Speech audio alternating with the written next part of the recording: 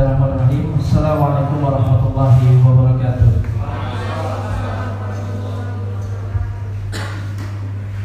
Innal hamdalillah nahmaduhu wa nasta'inuhu wa nastaghfiruh wa na'udzu billahi min shururi anfusina wa min sayyiati a'malina. May yahdihillahu fala mudilla lahu wa may yudlil fala syarika lahu.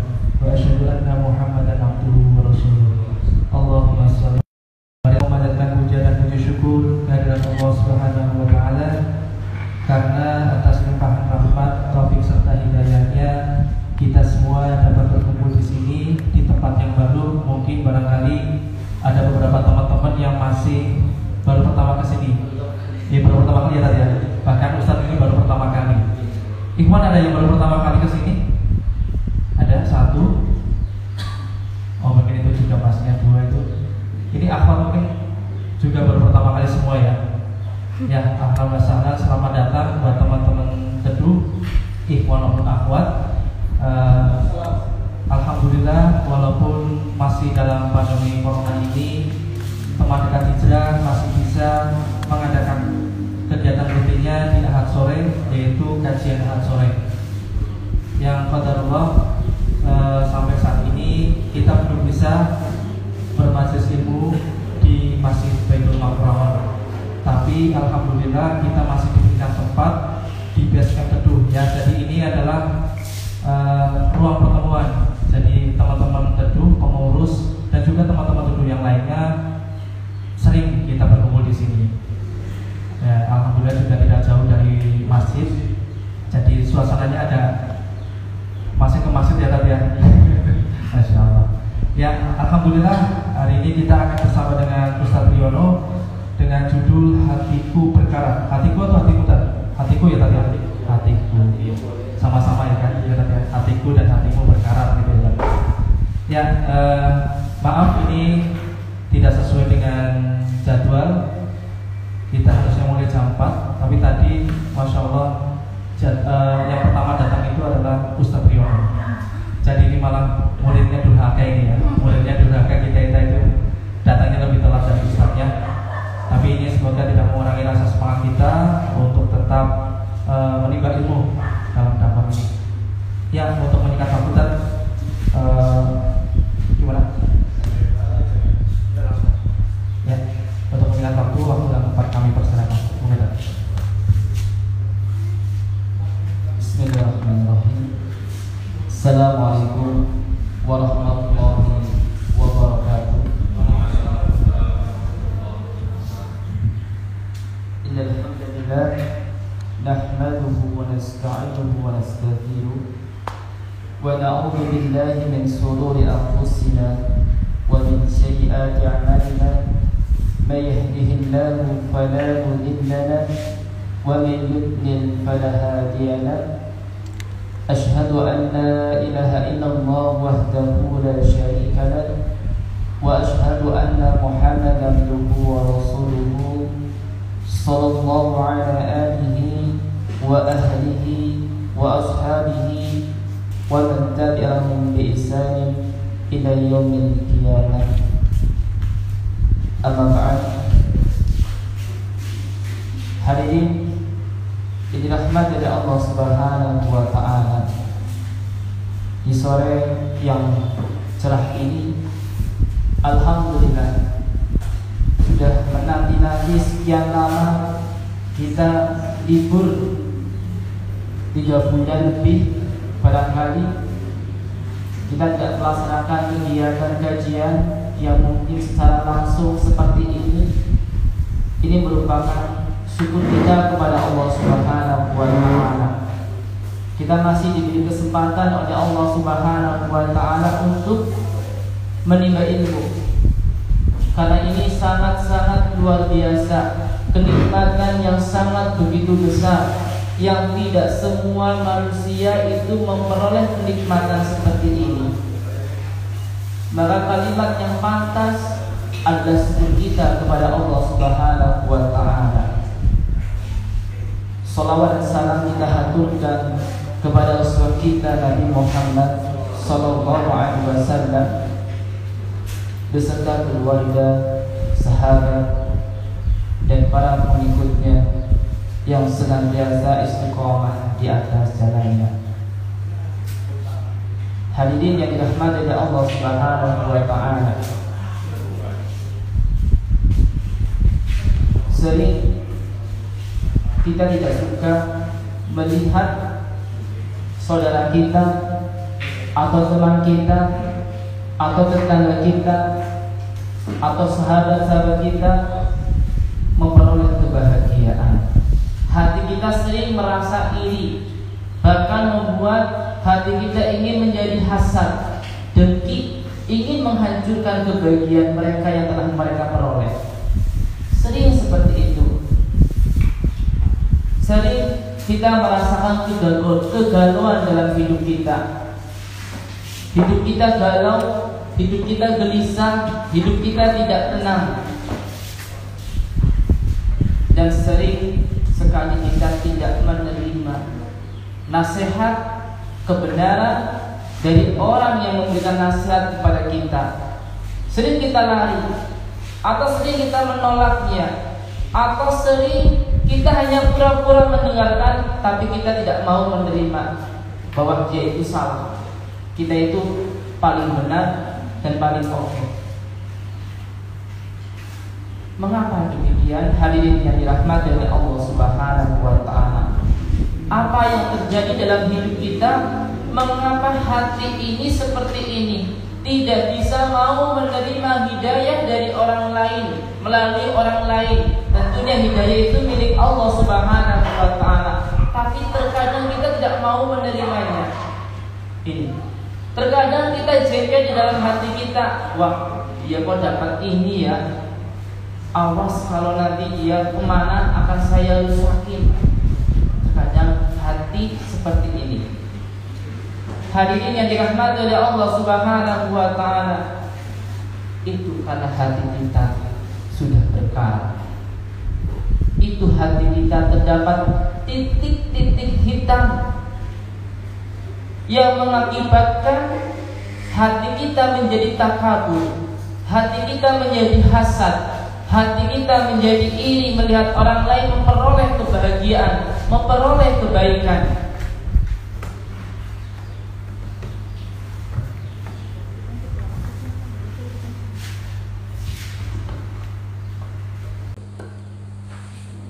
Hati yang penuh dengan dosa, hati yang penuh dengan maksiat, sehingga kebenaran dari orang lain kita tidak mau menerimanya.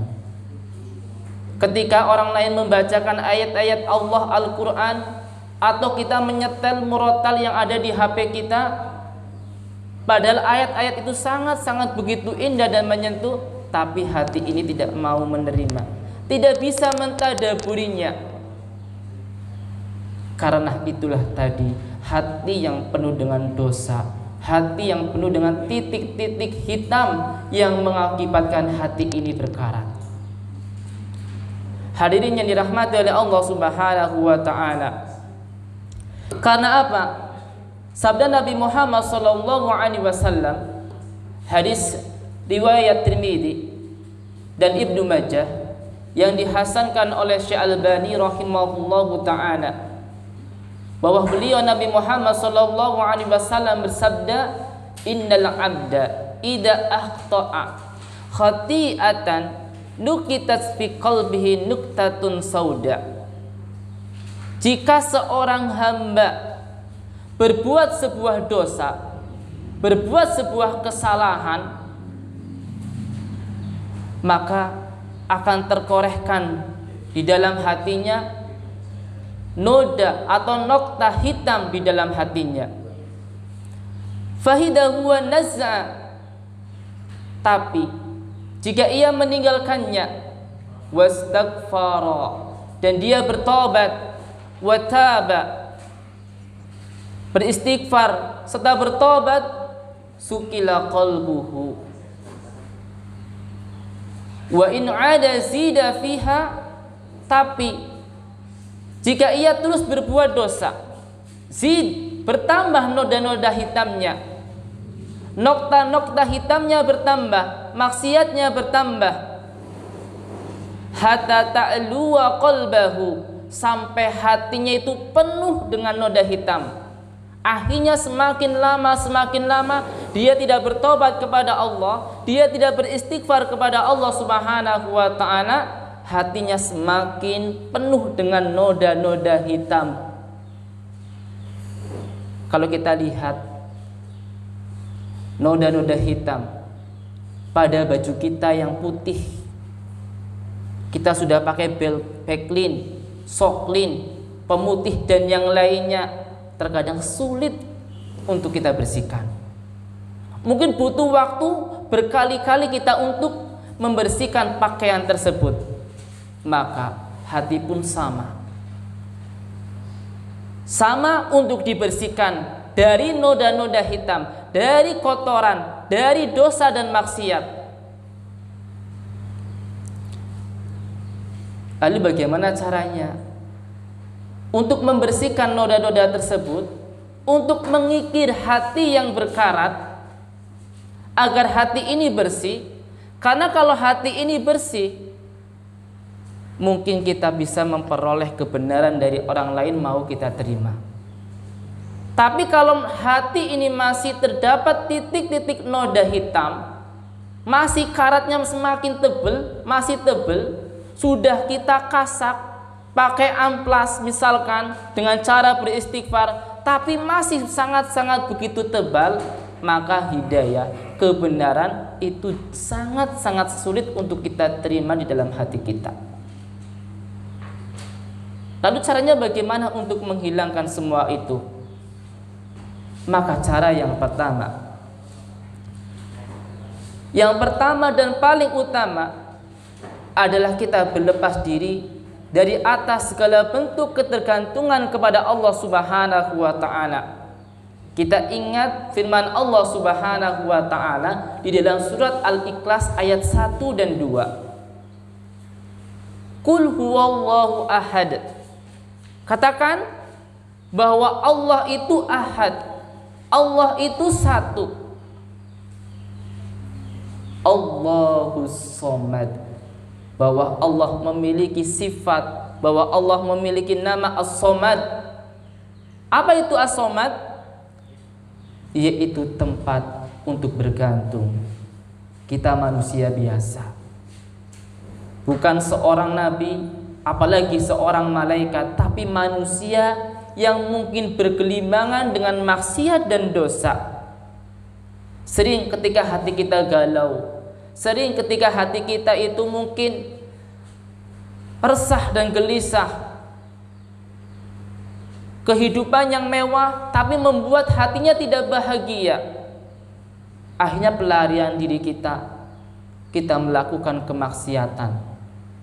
Tetapi kita lalai kepada yang pertama dan yang utama, yaitu kita bertauhid kepada Allah Subhanahu wa taala. Kita mengantungkan kepada Allah Subhanahu wa taala, kita curhat kepada Allah Subhanahu wa taala atas dosa-dosa yang sudah kita lakukan. Dengan kita mentauhidkan Allah Subhanahu wa taala, menjauhkan dari hal-hal kesyirikan. Hanya Allah yang bisa mengobati hati ini, bukan orang lain. Mungkin kita datang ke dokter umum. Kenapa hidup saya seperti ini, tidak bisa tidur, hati tidak tenang? Dokter umum itu mengatakan, coba kamu datang ke rumah sakit, bertemu dengan psikolog. Psikolog sudah memberikan arahan seperti ini, tapi belum ada perubahannya. Tapi sebenarnya itu semuanya yang bisa merubah hati kita adalah yang pertama dan utama, yaitu Allah Subhanahu wa ta'ala. Ini satu yang pertama, cara untuk mengikir hati yang penuh dengan berkarat, hati yang penuh dengan noda-noda hitam. Adapun cara yang kedua, hadirin yang dirahmati oleh Allah Subhanahu wa ta'ala, tentunya kalau baju kita yang putih terkena noda hitam, kita menggunakan pemutih. Lalu bagaimana dengan hati kita yang tadi hitam supaya bersih bening, yaitu kita bertobat, beristighfar kepada Allah. Tapi dosa-dosa besar yang terkadang kita tidak tahu ternyata kita melakukan dosa tersebut, maka cara untuk bertobat yaitu taubatun nasuha, taubat sebenar-benar taubat. Bagaimana dengan taubat nasuha caranya? Yang pertama, kita menyesal perbuatan tersebut. Kemudian kita tidak mau mengulangi perbuatan tersebut dan kita berazam, tekad kuat bersungguh-sungguh untuk tidak mengulangi perbuatan dosa besar tersebut. Kalau ini ada hubungannya dengan manusia, kesalahan dengan hak Adam, maka kita untuk minta maaf kepada orang yang telah kita berbuat salah. Maka hadirin yang dirahmati oleh Allah Subhanahu wa ta'ala, manusia ini tempatnya salah, tempatnya lupa. Sekecil apapun kesalahan kita, kalau kita tidak hapus, maka yang kecil-kecil itu akan merupakan titik-titik hitam, semakin bertambah dan bertambah, maka noda hitamnya itu semakin tebal. Maka hati yang sudah tebal tadi, kebenaran tidak akan mau menerima kepada kita. Kehidupan kita yang tidak tenang, hati kita merasa iri, dendam, hasad kepada orang lain. Maka ketika kondisi kita saat ini sedang sadar, kesempatan kita untuk banyak beristighfar kepada Allah Subhanahu wa ta'ala. Nabi Muhammad sallallahu alaihi wasallam yang sudah dijanjikan oleh Allah masuk ke dalam surga, berapa dalam satu harinya beristighfar beliau Nabi Muhammad sallallahu alaihi wasallam? 7 kali, 3 kali seperti kita seusai sholat. Ada sebuah hadis yang mengatakan 70 kali, ada yang mengatakan 100 kali. Itu Nabi Muhammad sallallahu alaihi wasallam yang sudah dijamin oleh Allah masuk ke dalam surga. Kita yang seharusnya manusia biasa, harusnya lebih banyak istighfarnya daripada Nabi Muhammad sallallahu alaihi wasallam. Mungkin kita bisa hitung dengan jentik. Seusai sholat, selesai salam, ya, istighfar astagfirullah, astagfirullah, astagfirullah. Mungkin itu yang sering kita lakukan. Kalau ternyata benar itu setiap hari yang kita lakukan, berarti berapa satu hari? Cuma 15 kali beristighfar. Ini. Kemudian cara yang ketiga, hadirin yang dirahmati oleh Allah Subhanahu wa ta'ala, yaitu dengan memperbanyak membaca Al-Quran. Bukan hanya sekedar kita membaca ayat-ayat Allah, tetapi kita berusaha semaksimal mungkin untuk memahami makna-makna tersebut. Ini sekarang sudah banyak beredar mushaf yang terjemah.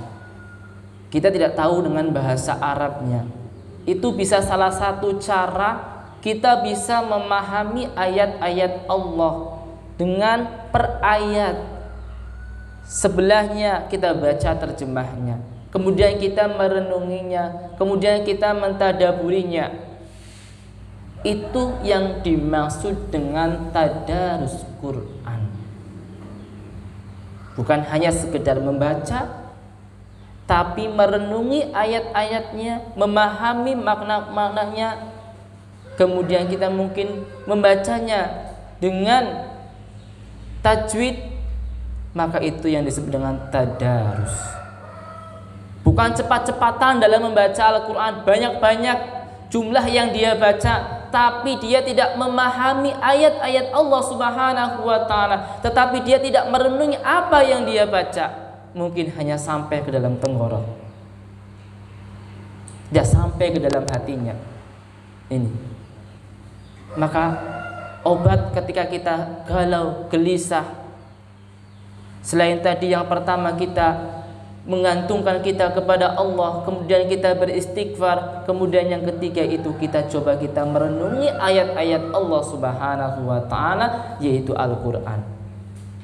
Sebagaimana firman Allah Subhanahu wa taala di dalam surat Yunus ayat 57. Kenapa Allah turunkan Al-Qur'an?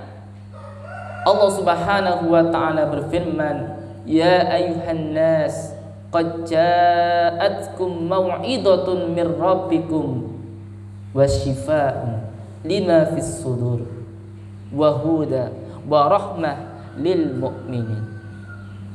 Allah Subhanahu wa taala menurunkan Al-Qur'an yang melalui malaikat Jibril kemudian diberikan kepada beliau Nabi Muhammad sallallahu alaihi wasallam. Salah satu fungsinya adalah syifa. Apa itu syifa? Obat. Jadi ayat-ayat Allah ini adalah obat. Maka jangan ketergantungan kita ketika kita sakit langsung kita minum obat ini. Tapi kita lupa obat yang pertama yang Allah sudah berikan. Apa? Al-Qur'an. Dengan cara meruqyah kita sendiri di diri kita. Ini yang terkadang kita itu lalai. Wah, badan saya panas, langsung cari obat paracetamol atau beli obat ke warung. Lupa dengan obat yang diberikan oleh Allah Subhanahu wa taala, yaitu Al-Qur'an. Mungkin kita membaca surat Al-Fatihah, kemudian kita ada air minum, lalu kita berdoa kepada Allah. Air minum yang tadi kita baca ayat kursi, Al-Ikhlas, Al-Falaq, Anas, atau mungkin ayat-ayat Al-Quran yang lainnya. Kita minta kepada Allah, ya Allah, dengan izin Engkau ya Allah, air yang tadi saya baca ya Allah, semoga ini obat untuk panasku, untuk obat hatiku supaya menjadi tenang. Ini terkadang kita lalai, langsung kita cari, padahal ada obat yang gratis. Cukup kita berusaha mencari air minum, atau mungkin cukup kita membacakan bagian mana yang kita sakit dengan ayat-ayat Allah Subhanahu wa taala. Ini. Dan Al-Qur'an selain sebagai obat, merupakan Al-Qur'an ini sebagai mau'izah, nasihat. Banyak firman-firman Allah Subhanahu wa taala yang menjelaskan di dalam ayatnya ayat-ayat tentang sebuah nasihat yang akhirnya kalau seseorang itu mau menerima nasihat dari Allah langsung berupa Al-Qur'an, dia mengimaninya, maka hatinya itu semakin bertambah imannya. Kemudian selain itu juga Al-Qur'an adalah rahmatul lil mu'minin, rahmat untuk orang-orang yang beriman. Rahmat, kasih sayang Allah Subhanahu wa taala. Mungkin kita tahu Ar-Rahman Ar-Rahim. Kasih sayangnya Allah tidak semua makhluknya diberi oleh Allah Subhanahu wa taala. Tapi Allah Maha Pengasih. Semua makhluk Allah berikan kepada makhluknya berupa rizki, berupa kenikmatan, berupa kehidupan, harta. Tapi Ar-Rahim, rahmat khusus orang-orang yang beriman kepadanya. Kemudian cara untuk mengikir hati yang berkarat yang berikutnya adalah dengan berzikir. Merasa diri kita itu diawasi oleh Allah Subhanahu wa taala. Andaikan kita ada kesempatan untuk melakukan perbuatan kemaksiatan, tapi hati kita merasa diawasi oleh Allah Subhanahu wa taala, kita tidak jadi melakukan kemaksiatan tersebut. Karena ingat, Allah itu melihat kita. Mungkin kita tidak melihat Allah Subhanahu wa ta'ala, tapi kita itu diawasi oleh Allah Subhanahu wa ta'ala. Duduk seperti ini, ataupun dimanapun kita berada yang gelap gulita, Allah melihat kita apa yang sedang kita lakukan. Ini. Jadi merasa hati kita itu diawasi oleh Allah Subhanahu wa ta'ala. Berzikir, kita ingat kepada Allah Subhanahu wa ta'ala dengan kalimat-kalimatnya. Mungkin membaca subhanallah, membaca alhamdulillah, mungkin membaca Allahu akbar, atau kalimat tahlil la ilaha illallah, atau sayyidul istighfar yang dibaca di antara zikir pagi dan juga zikir sore. Di dalamnya ada sayyidul istighfar, atau mungkin zikir-zikir yang lainnya yang sesuai dengan Al-Quran, atau mungkin dari doa Nabi Muhammad SAW yang tercantum di dalam hadis. Itu yang harus kita lakukan. Kemudian cara yang kelima, tadi kita sempat mengatakan sering kita itu iri, bahkan hasad kepada teman kita, sahabat kita memperoleh kebahagiaan. Maka cara yang kelima untuk mengobati hal tersebut, berbahagialah dengan kehidupan teman Anda, saudara Anda ketika mereka memperoleh kebahagiaan, ketika mereka memperoleh kenikmatan.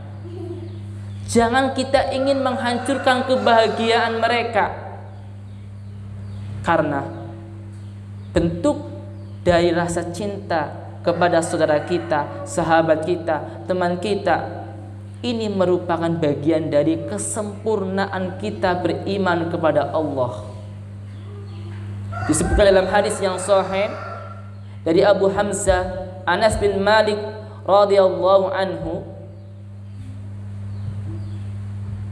la yu'minu ahadukum hatta yuhibba li ahihi ma yuhibbu li nafsi. Tidaklah, di sini la yu'min, tidak akan beriman. Maksudnya apa? Tidaklah sempurna iman seseorang sampai orang tersebut itu mencintai saudaranya melebihi dirinya sendiri. Mungkin ketika ada teman Anda atau saudara Anda datang ke rumah, teman Anda melihat, wih, bajumu bagus banget ya, aku pengen loh. Pernah nggak kalian, oh nih buat kamu, padahal itu baju ya kesukaan kamu, mungkin baju baru beli ini, tapi terkadang kita, oh ini saja buat kamu, diberikan yang paling ya pantas pakai. Padahal sebaik-baik kita memberi apa? Memberi yang paling baik, bukan memberi yang paling buruk. Ini memberi yang paling baik, mungkin kesukaan kita.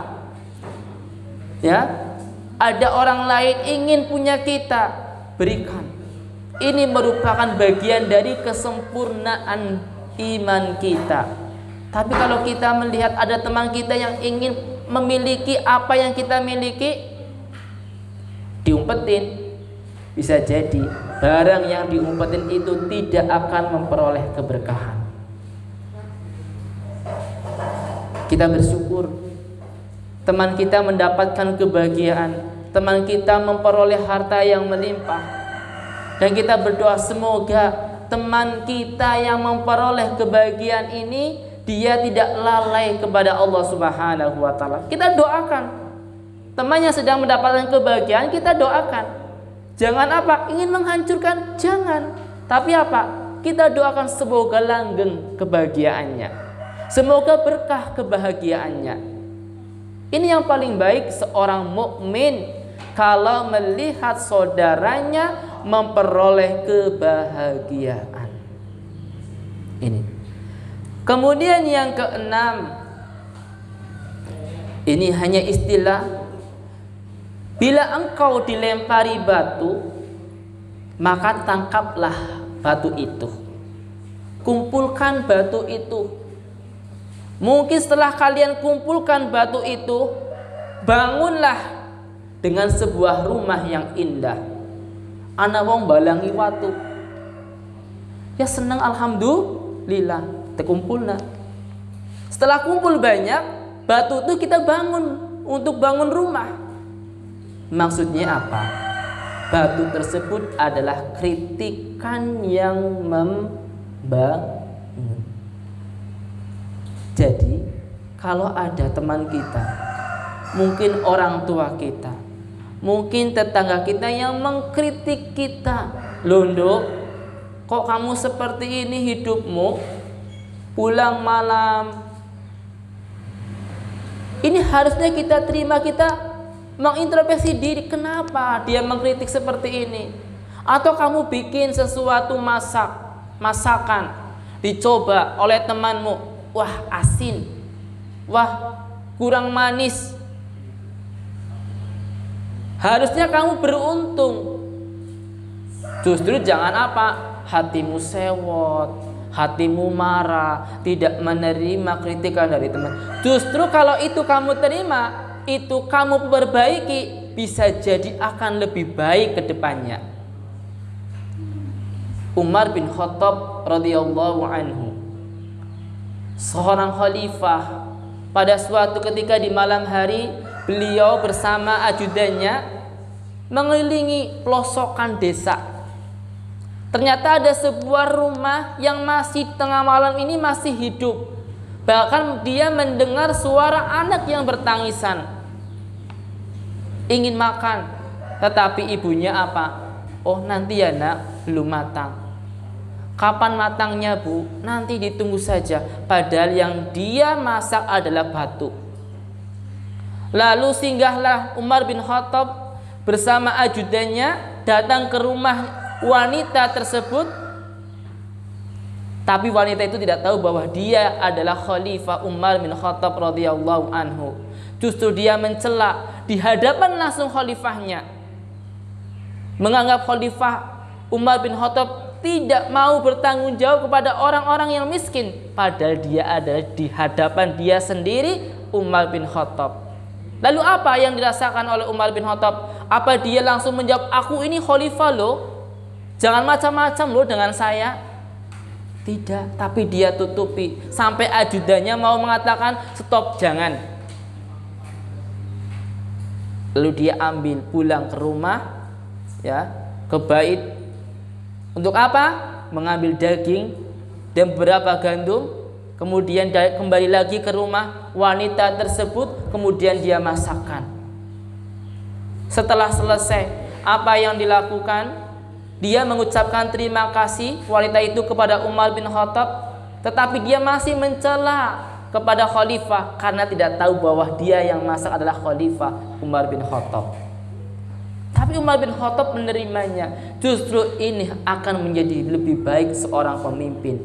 Dikritik oleh rakyatnya, dikritik oleh bawahannya.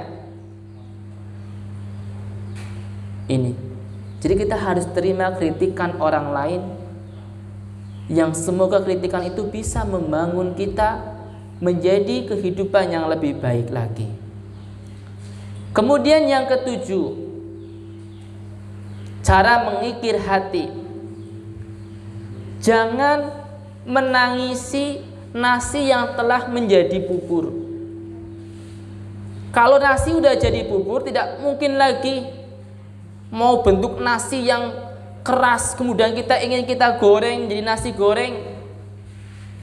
Karena itu akan menyia-nyiakan waktu kita. Kepriwe carane ke bubur kiye kon dadi nasi sing biasa kemudian kita goreng, tidak akan ketemu.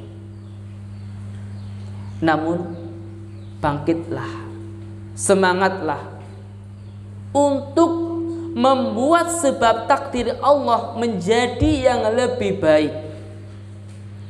Ala kulli hal, alhamdulillah.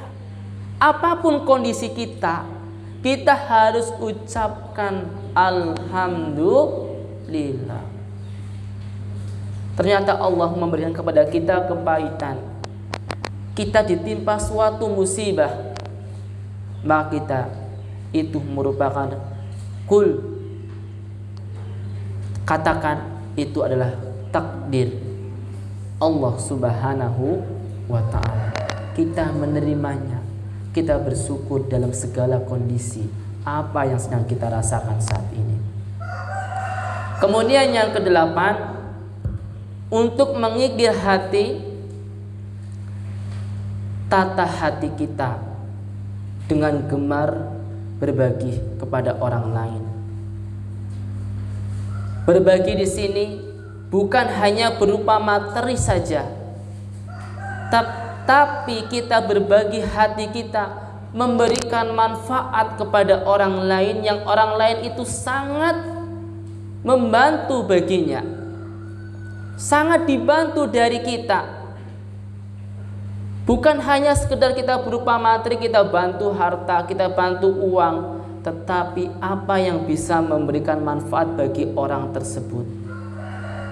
Kemudian yang kesembilan, cara untuk mengikir hati yang berkarat, untuk membersihkan titik-titik noda hitam. Seringlah kita datang ke rumah orang-orang yang miskin, atau kita sering datang ke tempat kematian. Kalau tidak ada orang yang meninggal, datang ke kuburan. Karena apa? Karena dengan cara itu kita menjadi sadar bahwa dunia ini itu benar-benar sangat-sangatlah hina, hanya biasa, tempat singgasana sementara. Apa yang kita miliki itu akan sirna, tidak akan abadi di dunia ini, hanya sebentar.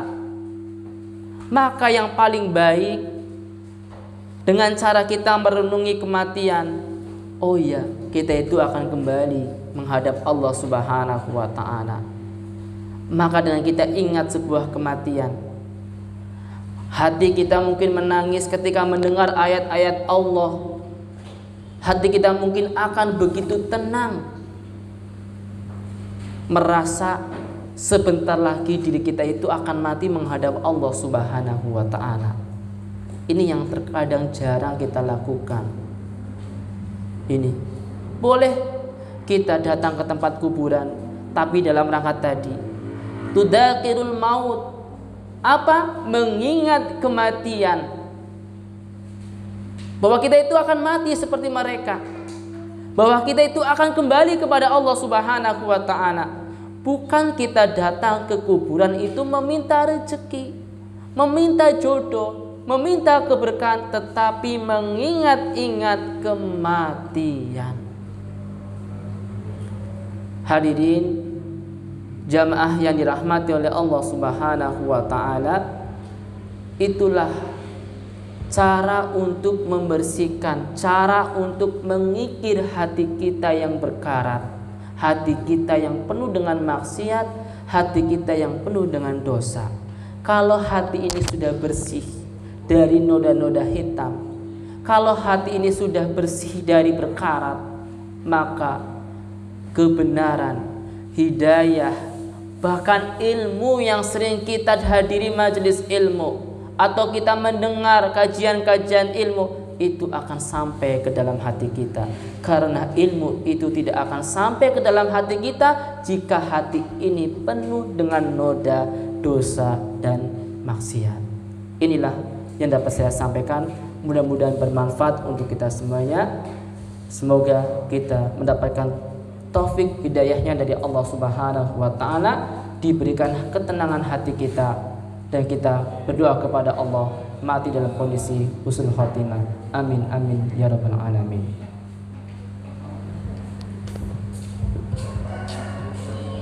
Apa kuis? Kuis apa ora? Kuis tata tanya apa tadi?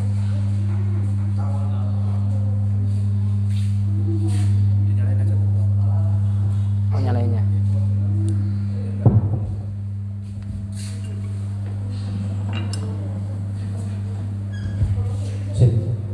Ya, alhamdulillah kajian dari Ustadz Riono sudah selesai. Sebelum kita mengakhiri acara hari ini, silakan bagi teman-teman ada yang ingin bertanya atau sudah menyiapkan catatan di selembar kertas. Jika sudah ada, silakan dikumpulkan saja, maupun ikhwan maupun akhwat. Atau jika ada yang ingin bertanya secara langsung, silakan juga bisa. Mungkin pertanyaannya panjang, jika menulis itu memakan waktu. Ikhwan ada yang ingin bertanya? Ada? Ya. Monggo Mas, pertanyaannya. Waalaikumsalam warahmatullahi wabarakatuh.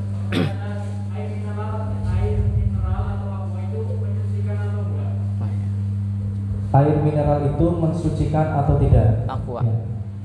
Monggo. Ya, pertanyaan yang sangat begitu bagus. Bagaimana air mineral, ya, air altis, air aqua, fit dan sejenisnya, air-air tersebut bagaimana? Air itu bisa mensucikan. Air itu bisa untuk mensucikan, ya. Jadi bisa digunakan kita untuk berwudu. Itu. Karena kita lihat asal mulanya. Air itu dari mana? Ini, ya. Ini. Intinya air itu suci. Ini. Suci mensucikan. Itu.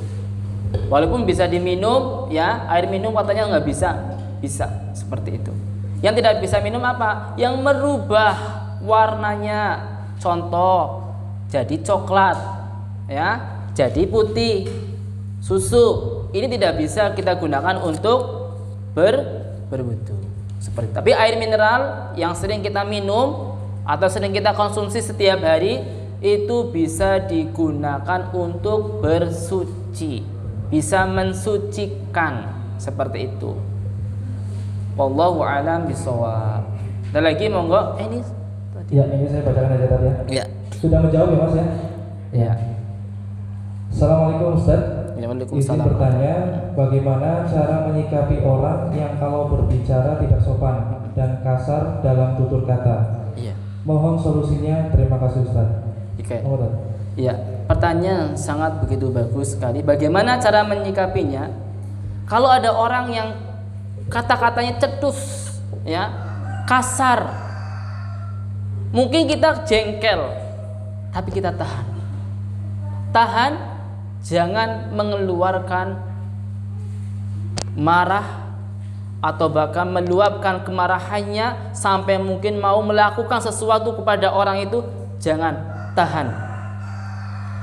Ini kalau kita andaikan kita rumah tangga, suaminya, ya, kalem banget, si istrinya cerewet, bilang ini, suaminya sering dikatakan seperti ini, lalu sikap kita kalau kita itu sedang berkeluarga, memiliki istri yang seperti itu, atau sebaliknya, istrine kalem banget, suamine sering marah-marah,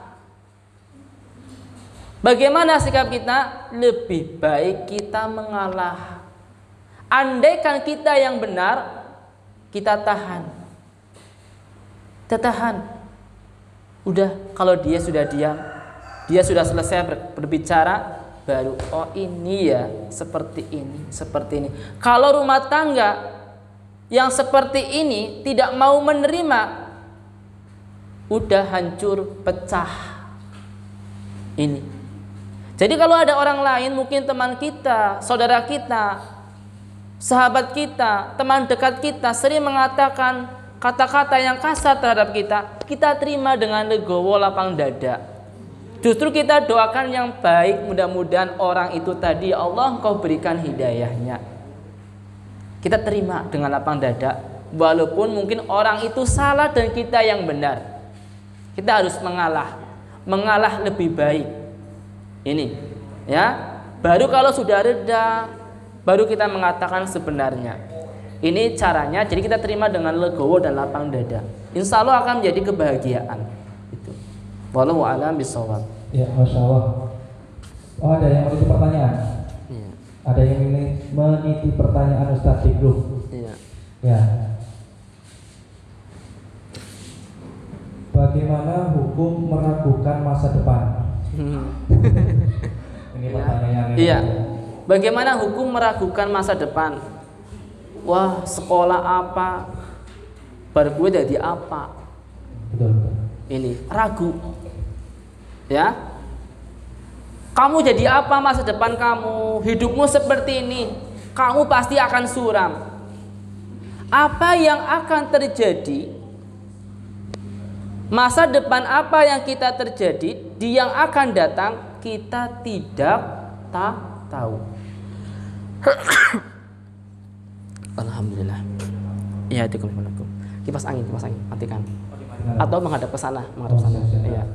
Saya lagi dengan kipas angin. Oh. AC enggak ya? AC juga sama. AC juga. Iya. Jadi apa? Masa depan itu hal yang akan datang, kita tidak tahu. Oh, kamu nanti 5 tahun yang akan datang itu akan menjadi dokter. Walaupun ternyata dia kuliah masuk jurusan kedokteran, belum tentu dia akan menjadi dokter. Oh, kamu akan menjadi guru, belum tentu dia lulus S1, SPD, dia menjadi guru.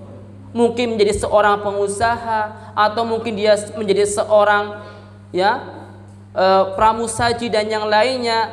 Ini semuanya apa yang akan datang, ini akan bisa kita tahu kalau nanti apa yang akan terjadi dia akan datang. Sekarang kita tidak tahu. Tidak boleh seperti itu kita katakan kepada saudara kita, teman kita, tetangga kita. Ini, jangan meragukan masa depan kita. Lalu bagaimana supaya masa depan kita itu lebih baik? Nah, ini caranya agar masa depan kita itu lebih baik, biar kita kuat tidak ragu. Karena apa? Ini bisa kita rubah melalui diri kita. Takdir yang bisa kita rubah. Tapi kalau kita manusia hanya berusaha, manusia hanya berencana. Semua ditetapkan, semua ditentukan, sudah diputuskan oleh Allah Subhanahu wa Ta'ala. Kita sudah berusaha untuk memperoleh apa yang kita inginkan, ingin menjadi A dari sekarang. Kita sudah berusaha, sudah memplanning, merencanakan. Ternyata Allah lain. Kita wajib menerimanya atas takdir yang Allah berikan kepada kita. Masa depan kita harus kita terima. Tapi itu kita semuanya bisa merubah. Karena sesungguhnya yang merubah itu adalah diri kita. Kita ingin lebih baik lagi masa depan yang akan datang, kita harus lebih baik lagi dari sekarang. Kita harus lebih dekat kepada Allah, berdoa kepada Allah apa yang kita inginkan, apa yang kita citakan. Selain kita berdoa, kita berusaha membuat mungkin planning atau mungkin program untuk menghasilkan masa depan kita yang paling gemilang. Tadi semua kita sudah berusaha, berdoa, tetapi yang menentukan adalah Allah. Maka yang terakhir yaitu kita pasrahkan kepada Allah Subhanahu wa Ta'ala. Tawakal. Mungkin ini yang terbaik untukku. Kalian sudah daftar CPNS ribuan, tidak diterima. Sudah ikut bimbingan ini, bimbingan itu. Sudah bakti misalkan di SD 10 tahun, 15 tahun, nyatanya belum berhasil. Terima, serahkan kepada Allah Subhanahu wa Ta'ala. Manusia hanya berusaha, berencana, meminta kepada Allah, berdoa kepada Allah, tetapi yang menentukan adalah Allah Subhanahu wa Ta'ala. Maka kita pasrah dan tawakal kepada Allah Subhanahu wa Ta'ala. Wallahu a'lam bishawab. Satu lagi. Ya, Masya Allah. Ya. Ada lagi yang ingin bertanya atau sudah menulis di sebuah catatan? Ada dari akhwat atau dari ikhwan mungkin yang ingin secara langsung? Ada? Kiat memperoleh jodoh. Ada? Nggak ada. Iya. Ini sudah nggak ada? Oh ada. Silakan Mas. Silakan. Supi monggo. Waalaikumsalam warahmatullahi wabarakatuh. Berkaitan dengan hak yang berkarat. Bagaimana pendapat Ustaz tentang seseorang yang dia merasa dirinya paling benar. Terus kemudian dia suka dengan menyalahkan orang lain. Dia memberikan vonis sesuatu kepada orang lain. Iya. Tapi ketika dia disuruh untuk bertabayun, dia mengelak dengan beberapa dalil. Itu apakah termasuk hati yang berkarat? Iya. Bagaimana menyikapi orang seperti itu, Ustaz? Iya.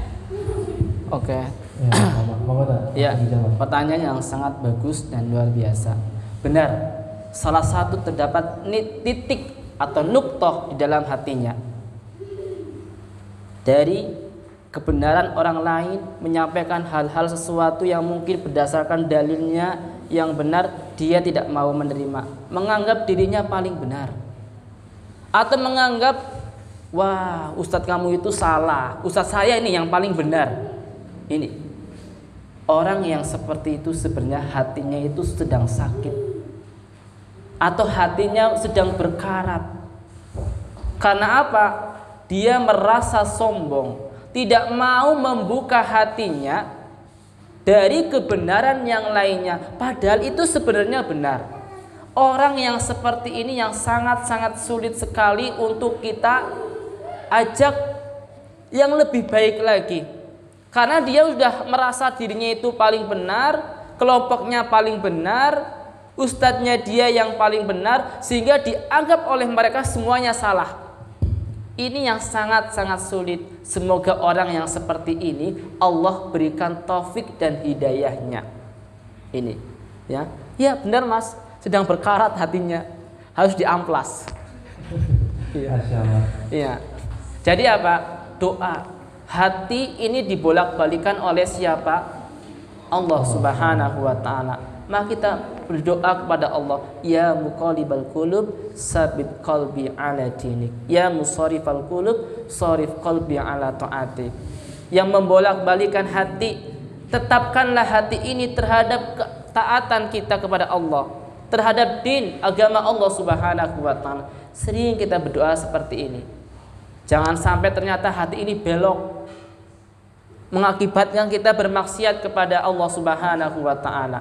Jangan sampai, tetap kita berdoa kepada Allah Subhanahu wa taala. Mungkin ini saja yang dapat saya sampaikan. Ya, Masya Allah. Sudah ya, tidak ada yang ingin bertanya lagi karena waktu juga sudah sore. Ya. Masya Allah. Terima kasih Ustaz atas ilmu yang telah diberikan kepada kami. Sebelum saya mengakhiri kajian hari ini, saya akan memberikan info sedikit. Mungkin teman-teman juga sudah melihat di Instagram kita di Teman Dekat Hijrah. Ini belum dibuka, jadi saya susah minta.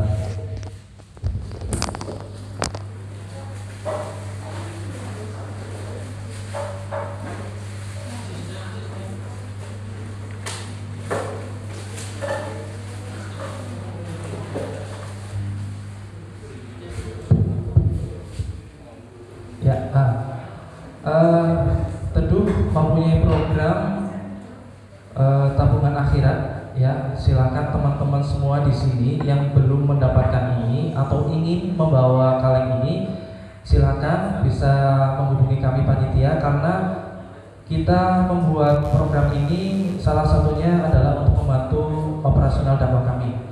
Yang kedua, kami juga mempunyai niatan atau mempunyai program. Mungkin tahun depan atau 2 tahun lagi, jika memang ini sudah terkumpul, kita ingin buka rumah tahfiz, ya. Insya Allah kita akan membuka rumah tahfiz teduh. Jadi nanti di situ ada beberapa anak-anak penghafal Quran yang insya Allah kita akan bimbing, dan nanti juga dari Ustadz kita meminta bantuannya untuk membimbing anak-anak. Dan salah satu juga kita punya program juga membantu saudara-saudara kita yang putus sekolah. Jadi kita sudah ada program dimulai tahun ini, kita sudah bekerja sama dengan para donatur di Bunda Satria Wangon. Kita sudah membantu ada beberapa anak yang putus sekolah untuk tahun ini masuk sekolah. Alhamdulillah, dari para alumni Bunda Satria Wangon juga merespon baik, karena memang program teduh ini yang niatnya baru dilaksanakan mungkin tahun depan, tapi tahun ini sudah bisa dilaksanakan. Dan ini kita insya Allah ada beberapa anak yang sudah ikut di SMA Bunda Satria Wangun mulai tahun pelajaran ini. Dan jadi buat teman-teman tidak perlu ragu ya tidak perlu ragu. Dan misalnya kita kali ini untuk apa, insya Allah kita amanah, kali ini dari uang ini kita akan gunakan sebaik-baiknya. Salah satunya tadi untuk membantu operasional dagang kami, yang kedua adalah kita mempunyai niatan untuk membuat rumah tahfiz yang insya Allah ini akan jadi pahala jariah ya tadi. Dan yang kemudian yang ketiga, kita akan membantu saudara-saudara kita yang putus sekolah. Ya, nanti jika teman-teman ingin membawa kaleng ini, silakan bisa menghubungi panitia. Karena nanti sistemnya bisa diambil, bisa disetor sebulan sekali. Jadi nanti jika teman-teman di sini ada yang tidak hadir dalam kajian hari ini ingin mendapatkan ini, tinggal WA di grup Teduh saja atau WA admin. Nanti kita yang akan mengantarkan kaleng ini sampai ke rumah. Jadi kalau misalnya ingin setor atau ingin admin ini sudah terkumpul atau ini sudah jadwalnya, nanti tim kita akan datang ke rumah. Jadi insya Allah tim Teduh juga di samping semangat untuk dakwah juga semangat untuk menyebar kebaikan ya, insya Allah. Ya, mungkin itu saja yang bisa saya sampaikan. Mohon maaf apabila ada kata-kata yang kurang berkenan. Marilah kita tutup majelis hari ini dengan doa kafaratul majelis. Subhanallahumma wa bihamdika asyhadu an la ilaha illa anta astaghfiruka wa atubu ilaik. Wassalamualaikum warahmatullahi wabarakatuh.